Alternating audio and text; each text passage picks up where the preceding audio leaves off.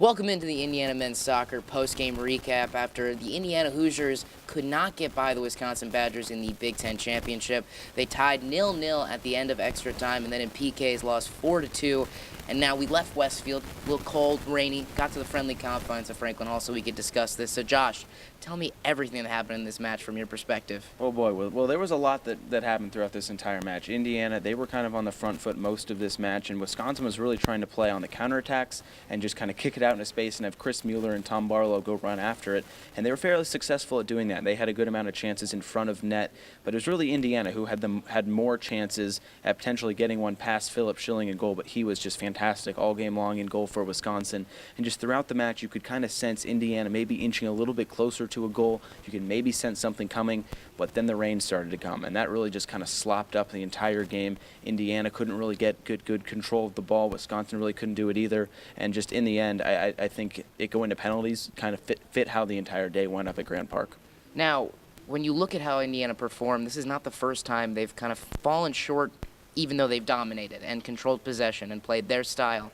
Is there anything you can point at that you could say Indiana did this wrong?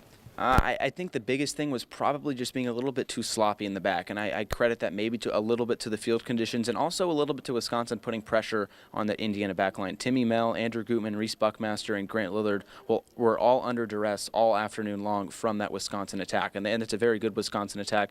Chris Mueller is the Big Ten Offensive Player of the Year. He's a very good player for this Wisconsin team, but they were just a little bit sloppy. I think you could maybe credit that a little bit to the field conditions, maybe a little bit to just the conditions overall. It was a cold, rainy, wet day up at Grand Park, and I just think they kind of had an off day, but an off day where they don't give up a goal is still a pretty good day. Now, this team is unbeaten on the season, but yet they lost the Big Ten regular season title. They lost in the postseason, coming in second once again.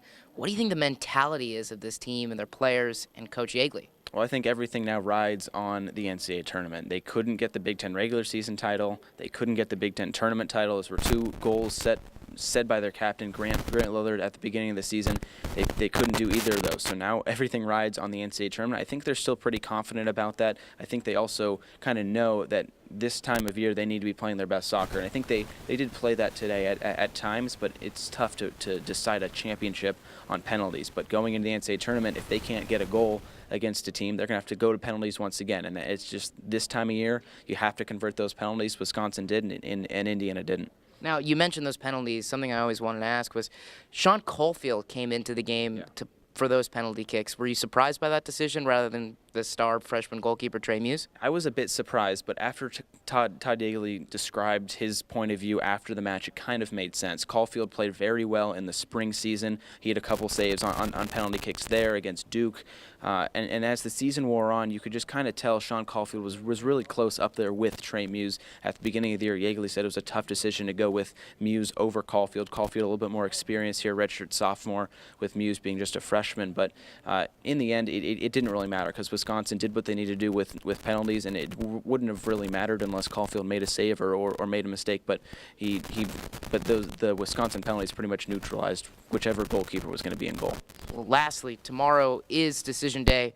We find out where Indiana slots in the tournament. Do you think this matchup against Wisconsin impacts their seeding?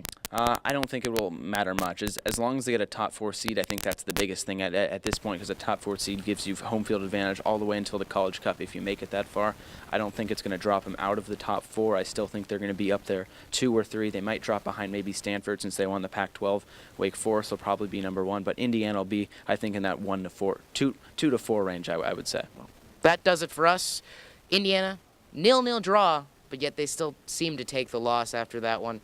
And we'll be back with more coverage and more content as Indiana moves forward in the NCAA tournament.